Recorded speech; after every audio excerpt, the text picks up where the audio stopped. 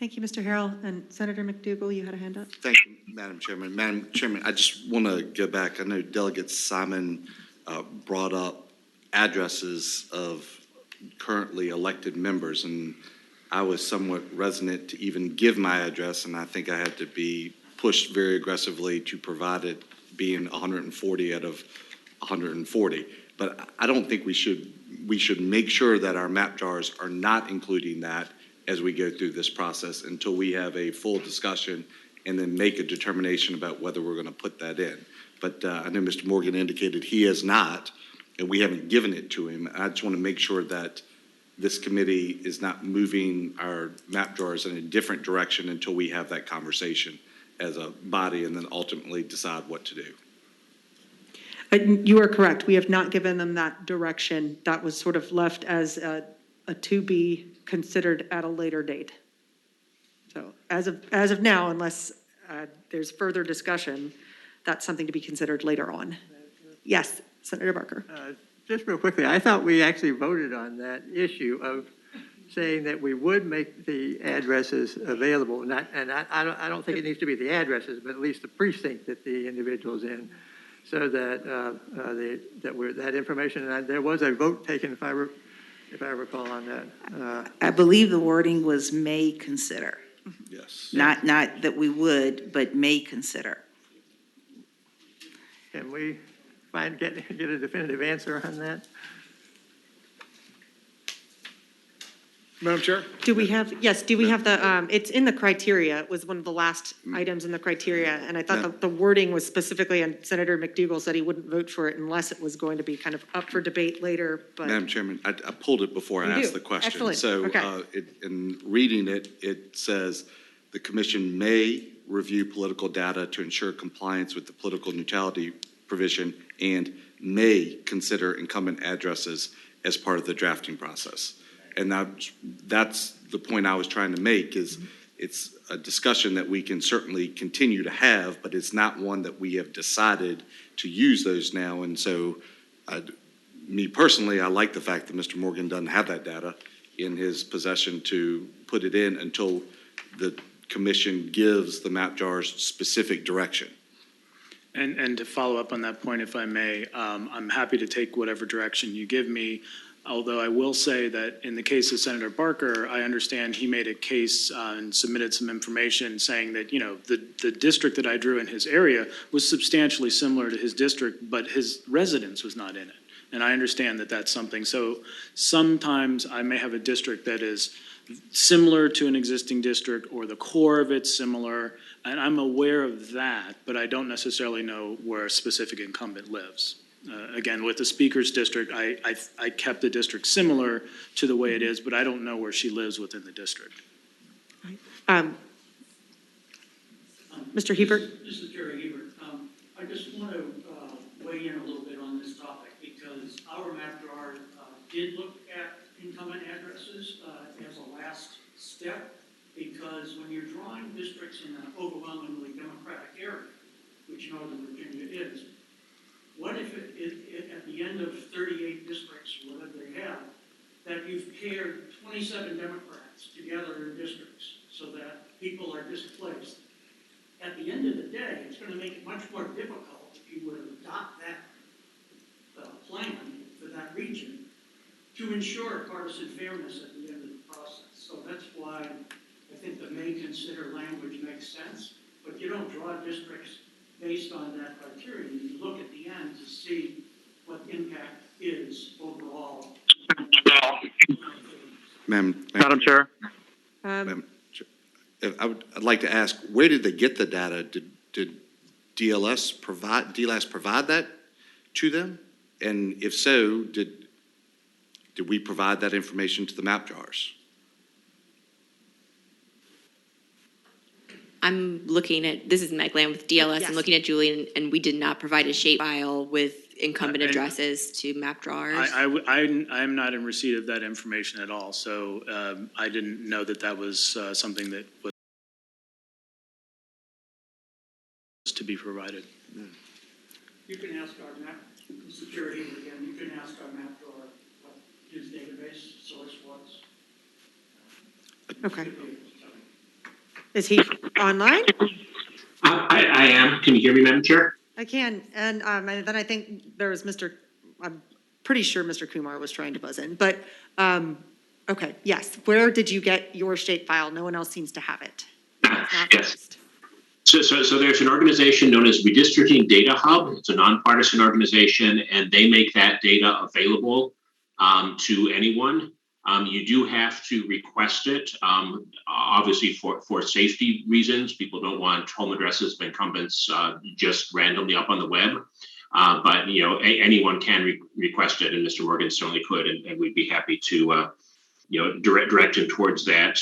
And although we can discuss this further when we get to our portion of the mapping. But yes, as Mr. Hebert said, we did look at incumbent addresses as a final step with the partisan fairness criterion in mind, and also based on the fact that a lot of the input that we got after our first map draft last week, which was done without incumbent addresses, had to do with accidental pairing of incumbents. Madam Chairman, Yes. that bothers the heck out of me that there's some data input that's put into a map drawing that we didn't agree on. I mean, it might be the best thing. They could be the fairest group in the world. I have no idea who they are, but I know we didn't do it and we didn't direct it. So when we're talking about political fairness, to me, that does not mean fairness to Ryan or fairness to George or fairness to Marcus or fairness to Dolores. That means more global political, not individual political. But these are decisions that we ought to be making with data that we have going forward. So that concerns me greatly, and I would like at the end of this for us to make sure that we are directing very specifically to only use data that is coming from us, on particularly something that direct. A group could have it right. I don't know. I use a P.O. box for most of my stuff. Is that where they have me living? I don't have any clue. Because D-Lab did not have my address before I gave it to him. And that was about 2 weeks ago. Okay, Mr. Hebert, you wanted to say something in response to that? There have been several court cases under the Voting Rights Act where a particular minority incumbent has had their district redrawn, and they were the candidate of choice of, say, African-American voters, and they were moved out of the district. So at the end of the day, it can not only have political fairness implications, it can also have, when we get to regions like Hampton Roads and Richmond and other areas with substantial minority population concentrations and racially polarized voting, that incumbent addresses could come into play there as well. Is there any issue, though, with seeing the maps as a whole and not looking at incumbent addresses for the first set of drafts and then taking that into consideration at the very end as a final check, and we may have to go move some things around if it appears that, yes, there's been an issue with a minority district? I mean, I don't think the issue is using it or not using it. I think it's when are we looking at it? And I think people want to see, the community wants to see what these maps look like if we say, who cares where the incumbents live? And that's the initial maps. And we can always go back and change it if it's overwhelmingly terrible and we get that feedback and it's not doing what we're setting out to do, which is draw the fair maps. Is there a problem with that direction legally? Well, legally, there's not a problem that I can see. But I will say that what was done by the macros on this side of the aisle was that they didn't look at incumbent addresses on the first map that they produced last week. And then when they refined the districts and took into account some of the public comments and so on, and at the very end of that process, they did look at incumbent addresses. So it's similar to what you're talking about. If you're talking about until the very map is all stitched together, you're not going to end up with a final map. Madam Chair. Is that Mr. Kumar? Yes, it is. Thank you. The summary that you just gave, Madam Chair, I agree with, and I appreciate Mr. Hebert's point of view there, and I agree with what Senator McDougall said. Like we for a lot of reasons, we want to see what these fair maps, what we hope to be fair maps would be. And this is all iterative, right? So if we're going to account for something specific like that, I mean, these are rough drafts. And I think we've expressed overwhelmingly, and the public has, that we'd like to see them without incumbent addresses as we get them. We can smooth over if we need to. I understand that if at the end of the day our maps overwhelmingly favor one party over the other, that's a problem, and that's something we'll smooth out like many other competing factors and interests we have to take into account. But a couple of incumbents here and there, especially from what I've gathered from our past presentations, Northern Virginia isn't generally going to be an area where racially polarized voting is going to be an issue because it's overwhelmingly Democrat anyway. And we have some minority representatives in Northern Virginia, but so I don't really see that being a problem here. I get it. We get to other areas. It could be, but that's when we'll finesse it after we get the draft. So I agree with the concerns that have been expressed about that. And I hope we'll continue to get them without considering incumbent addresses. Now, whether if it's going to be a political issue that people may, if incumbents out of self-interest or otherwise want to vote against a map that might put them against somebody else, we'll take that into consideration after we see the first drafts as well. Madam Chair, Yes, Delegate Simon. as I sort of started this, this is sort of where I was going. I was going to try and get there after we'd heard the other presentation, but since we're doing Sure. it now, we can do it now. I agree with most of what's been said. I think your question, Madam Chair Babichenko, is the right one, is about the when question. And I think maybe we can get some feedback from the map drawers too about when, if they're going to consider it at all, is it too late after the entire map's been stitched together? Would they like to do it by region or whatnot? But I think, I'll just be very frank about it, right? If I were a Republican drawing Northern Virginia, my goal would be to duplicate as many incumbents as possible, right? Because you want to lose experience, seniority, you want to pit chairmen against each other. I'd put me and Rip together. I'd put Eileen and Kathy Tran together. I'd put all those folks together. That's what Republicans do when they can't control the political outcome. You pair incumbents together, all right? And so I know that's what Senator McDougal would love to do with Northern Virginia. I think you're out of order. No, I do think you're out of order. I mean, who are you? Because Okay. I'm gonna go ahead and say we're kind of throwing shots across the bow now. I'm making it political, so I'm gonna cut that off. Madam Chair, Thank you. Yes, Senator Stanley. as the new guy, I may be irritating Simons because he has to sit next to me, and that's why he's getting a little cranky here. And listen, it seems to me that the reason why this commission was formed, not only by the legislature, but then voted on by the public, was to remove the very thing that we're talking about now. Because I've been through one redistricting in my 11 years here, and I can tell you that what we have had as the problem is the protection of the incumbent. Incumbent protection is the basis of partisan gerrymandering. It becomes kind of like a club. Oh, I don't want to go one way or the other, and who's ever in power at the time. Yeah, maybe there was some drawing of districts to put people together to make them run or race. But I think what Delegate Simons also says is exactly the reason why we should kind of hold back that information. We're not here to protect our own seats or our friends' seats. I have a concern that when you do put in these addresses, that there will be that bias that Delegate Simons kind of thinks of. I mean, on one side or the other, hey, we like that person, that man or woman who's a delegate or senator. We want to keep their district. That should not be a part of the process. If we are here to protect our own jobs and our own seats, we're not doing the right things. Ultimately, this commission has to do something. You're drawing brand new, fresh districts. These look pretty good to me. I'm sure theirs are going to look pretty good to me too. As long as they're, fresh, fair, contiguous, follow the criteria. And we should not be sitting here trying to, at every turn, protect those that have sat here. I can guarantee one thing, that when these maps are drawn by both sides, a sitting senator or a sitting delegate will be in one of them. Maybe two, maybe not. I'm not, if I get, whatever we decide on is determined to be, I'm not in my district anymore, then fine. So be it, because that's what the people have commanded us to do. This incumbency stuff, I think, is fraught with peril. And I wasn't here for that vote, Madam Chair.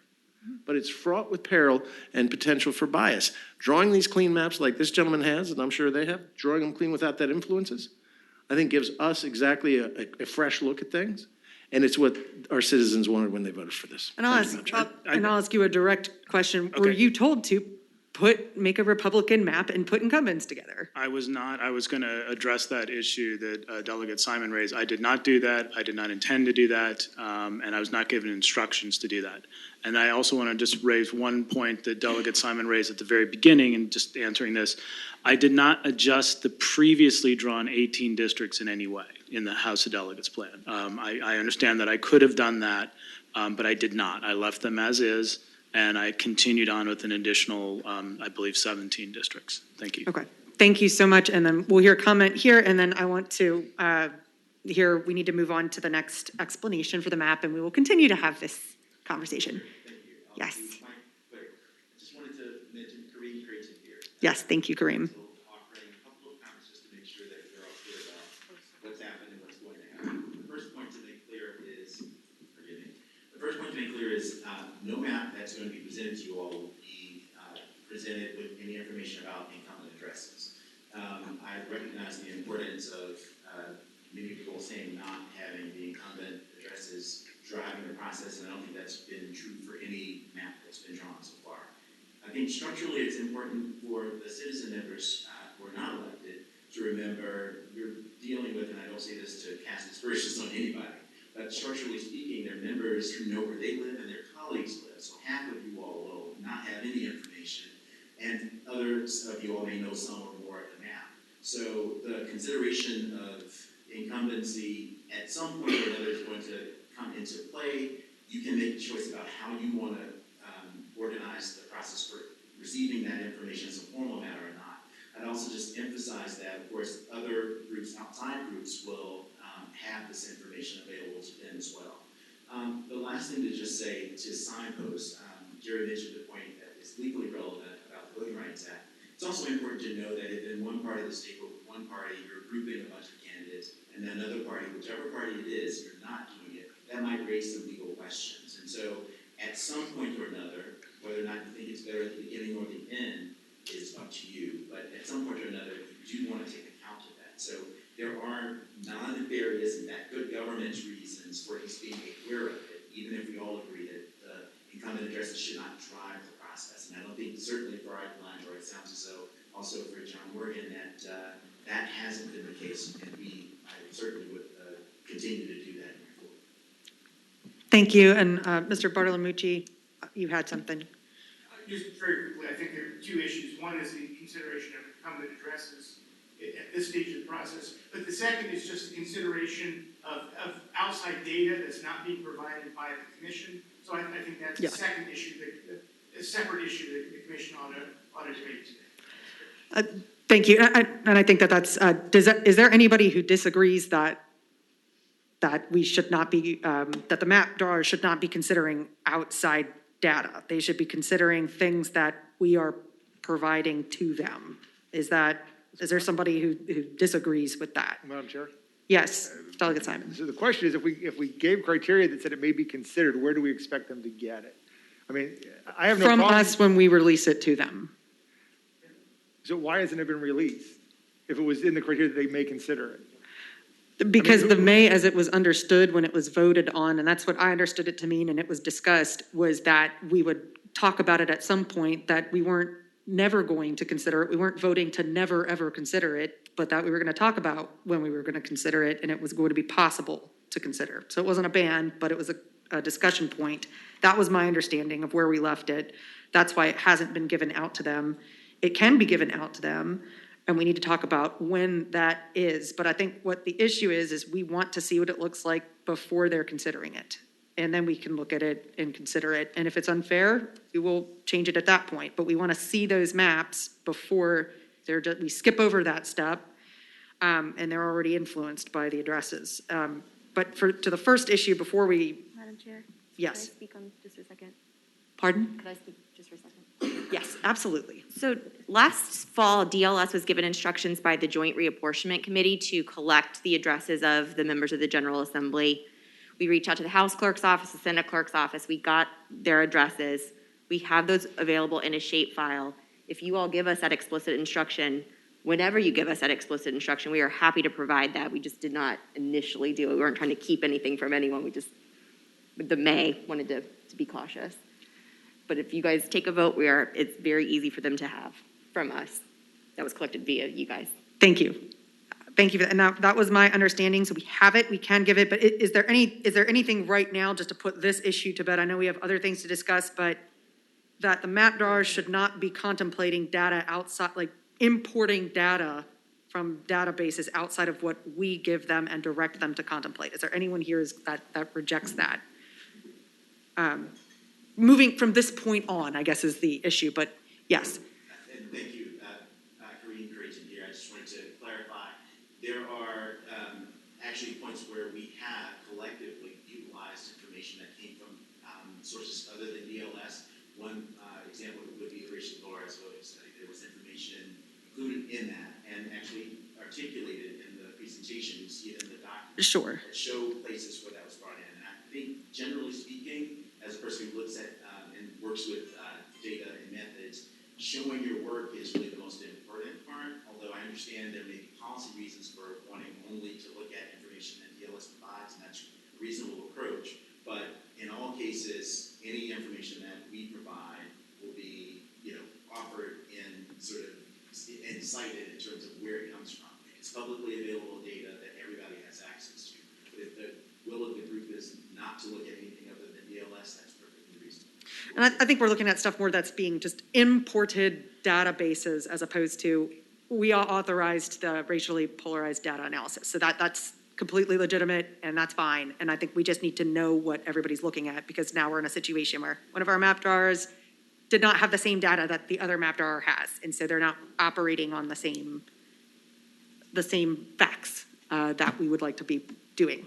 So we'll do Senator Barker and then we are going to move on to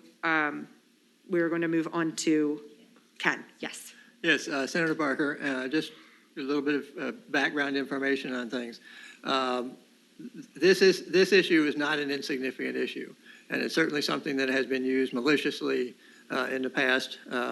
In my area, in 1991, there were 3 delegate districts that were compiled together. No, actually, in 2001, there were 3 delegate districts that were compiled together where we had 3 Republicans all put in the same district.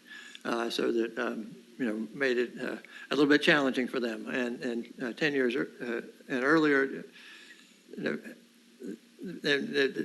had been done by Republicans to Democrats in 2001, and by Democrats to Republicans of putting 3 House of Delegate members in the same district.